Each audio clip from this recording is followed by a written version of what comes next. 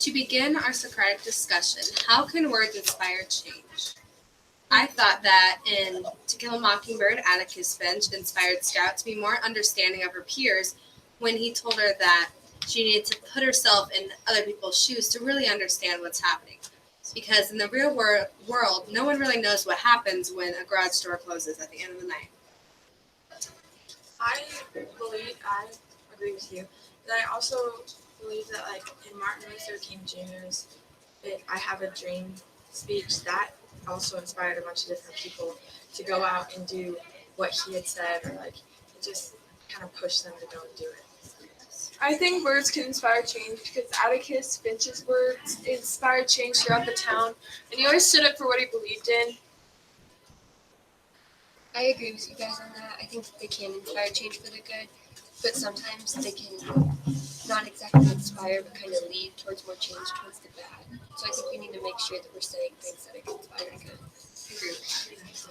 And on some occasions, I would say that actions even speak louder than words because, as Atticus Finch did, he said he was going to stand up for Tom Robinson, and he actually did. So he went on with his word, and he just kind of changed the town's perspective that just because he's black, he's still a person and he still has feelings.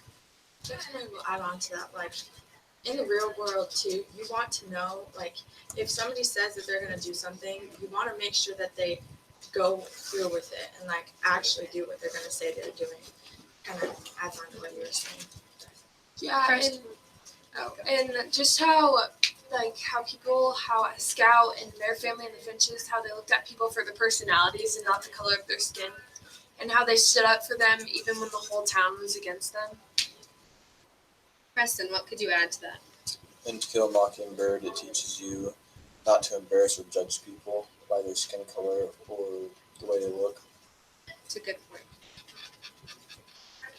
Do you have anything to add, Chance? No. Lane, what's your opinion on it? Words. They mean a lot. Does anyone have any specific quotes or evidence from the books or text? I think when he told Scout to step into someone else's skin before she judges them, that was really important. Because I feel like everyone in our everyday lives needs to do that because chaos. I remember, like, somebody told me one time, like, you can't judge somebody by their outward appearance because everyone else is fighting a battle that you don't know about, like, that you can't see. So, like, maybe they're fighting something that's at home. Maybe it's between friends. It could be a whole bunch of different things that you just don't know about. So I think it's really important to treat everyone as well as you can because you don't know what's going on in their life. And do you have any specific evidence? No, you guys pretty much covered it all. Okay, so we can move on. What words of wisdom does To Kill a Mockingbird teach? Never judge someone off of their past experiences. Like Boo Radley, when he was supposedly stabbed his father with the scissors. In the end of the book, it turns out he's a really nice guy, and so people can change. What personal experiences do you have that you can relate to that? is there anything that you've ever, like, experienced, anyone, that, like, shows that people can change? Kind of like what I'm saying. Anyone ever judged anyone and then you realize that you don't have any right to judge them because you don't know them and you're just listening to the word on the street? I feel like that happens a lot with people our age. We just judge others for what we hear and it's what I should do. I believe that everyone is selfish to some extent because they only want what they want. And for instance, the people who make them, they believe that Tom was guilty because he was black. And people that weren't listening to the real story and were just judging him because of what they heard, that's one thing that we learned in To Kill a Mockingbird, that when someone says, people generally see what they look for and hear what they listen for. So that's a quote that most people should just kind of take a step back and think about. Are you just like do you want to believe them because you like them, or are you actually, do you want to know the truth? I feel like people judge a lot just by what they hear. Either, oh my gosh, I just heard what just happened. I'm gonna believe that, and I'm gonna go and tell another person, and then that's how rumors get started. It's like a big snowball that keeps going. It never really stops. So I feel like there needs people who can stop that snowball, who like take the drama out of their life and like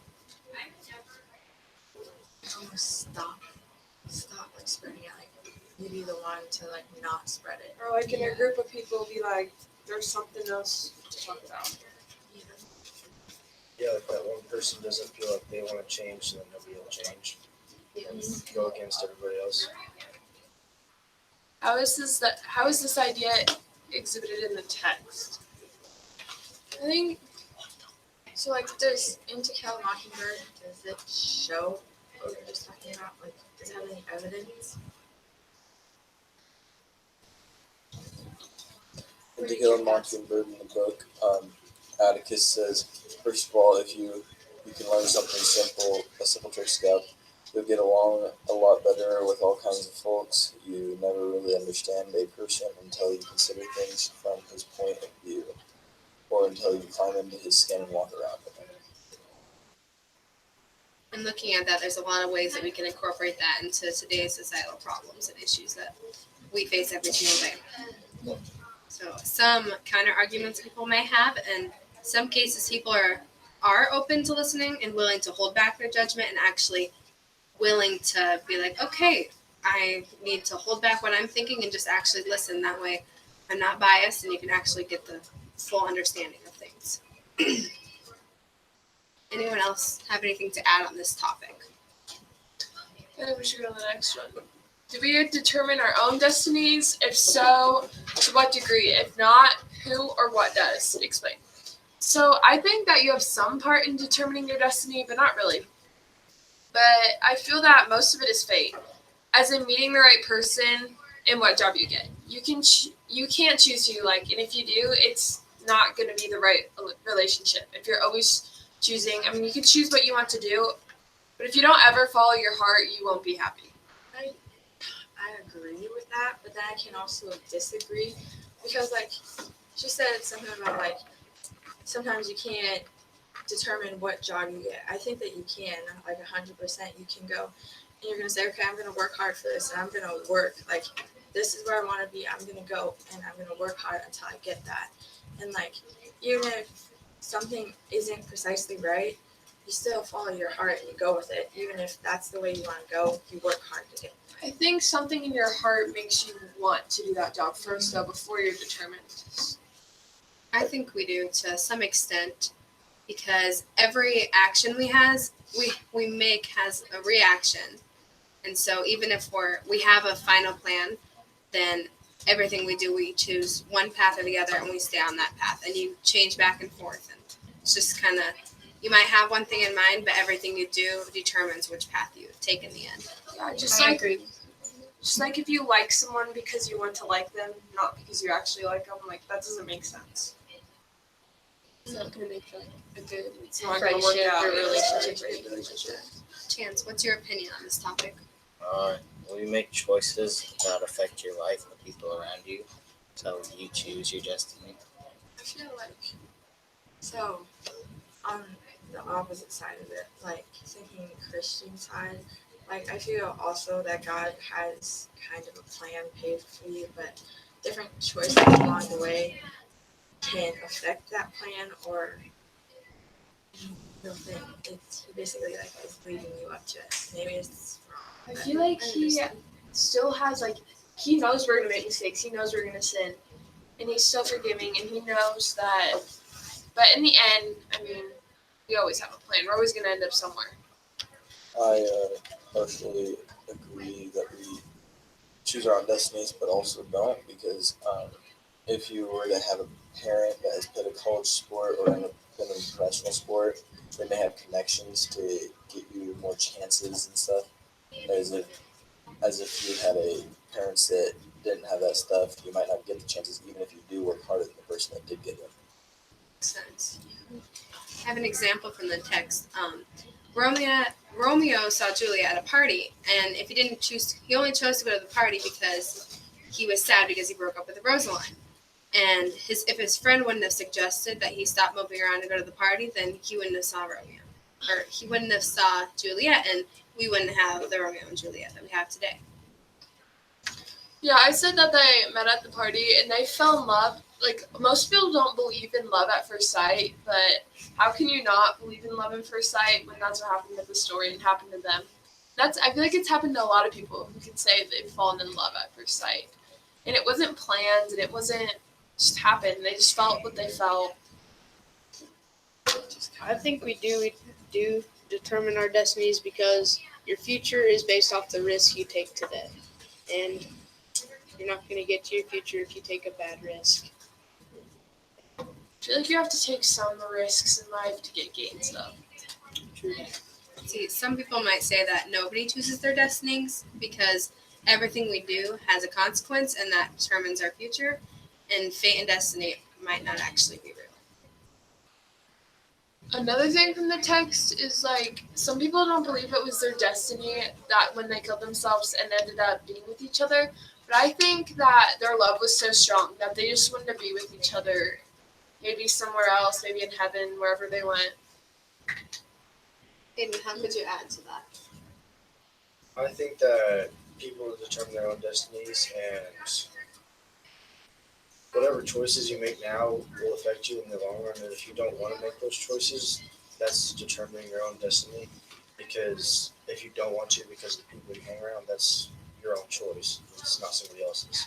I partially agree with that because, well, I guess I kind of disagree with it because your parents also have a little bit of determining your own destiny because they'll influence you to make certain choices. Like, I feel like they can help guide you to where you're going. So you're saying that the people you surround yourself with help push you to the journey that they think that you're supposed to go. Yeah, I feel like your parents help guide you too, because I mean, you can't really help. Like, your parents are always going to be there. Hopefully, I mean, you want your parents to always be there, and it's awesome if you can. And if they can help you along the way, that's awesome too. Chance, would you like to start us off on our next topic? How are Romeo and Juliet and Shakespeare still relevant today? Well, forbidden love by your family is relevant to things that can happen today. Why do you think that? Because people can fall in love, but their families forbid them to be together because of maybe something that happened between two families. I was gonna add that teens still make dumb choices, and that are stupid. They will regret. I said it's passed down because just how popular it was for so many people, and they just love it. And how Shakespeare worded the play, I thought was really cool. His words just make people feel like different emotions, and you almost feel like you're in the play. Like when they take a hit and they both die, like I feel like you can like feel it when they fall in love. You really like once you understand it, because I know that it was that hard play to read. Like once you like really understand what they were saying, like for me, I know it hit really deep and Just the words they use, like there's so much more than what we use now, and it's so like deeper and like rich, and like we don't use words like that anymore, which I wish people still did. Once you break through the language barriers, you can see that throughout Shakespeare's morals, lots of them are still relevant today, and a few of them would be how we need to start controlling our emotions more and thinking less impulse reactions, because as you could see, one impulse reaction that they made was they went and got married without their parents' consent, and that kind of led to more of a tragedy instead of a love story that it could have intended to be. I feel like that's what makes the story so good, though, that they got married without their parents' consent. Because I feel like you're like on the edge of your seat, waiting to see like who is it gonna be ruined, like who's gonna find out. I think that's what made it a good story too. I agree with that. And also, like, when it brought up Juliet's wedding day with Paris, just kind of wondering what was going to happen between those two or how she was going to get out of it. Or if she was going to have to marry him. All right, such good conversations in this block. Fabulous. Okay, outside circle. What did the inside circle do well? Better than you guys. They did a good job incorporating people in the discussion. Incorporating everybody into the discussion. They Some really- very artful ways of incorporating They people. really explained their opinions and how they felt on the topic. Qualifying and justifying their opinions very deeply. Yeah. They also showed strong arguments on why they were for that or why they were against it. Right.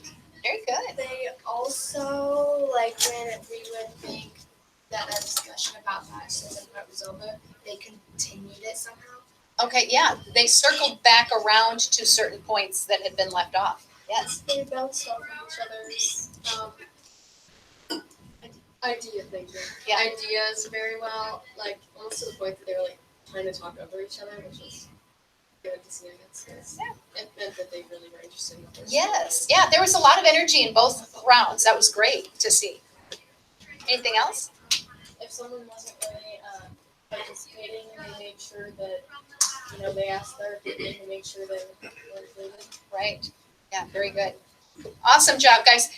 What you have done is you've moved from, now this, as the second Socratic discussion, you've moved from being aware of these discussion skills that you're being taught and that you're using to the skill, or awkward. Some of you are still feeling a little bit awkward with those skills, but you're moving to the skillful and then to the automatic. That's anything we learn. We go from aware to awkward to skillful to automatic. And the more you do this, the more automatic it will be. So that whenever you're in any conversation, whether it's academic, political, something at home, family, relational, you can use these automatically to create a deeper, more civil and productive conversation. So good job. What I need each of you to do is to log on to Google Classroom and open up the reflection. Go through that. Yes, everything gets turned in, the prep sheet, the tracker, and the reflection. Please use complete sentences and complete thoughts in your reflection. And I'm very proud of you guys. Good job.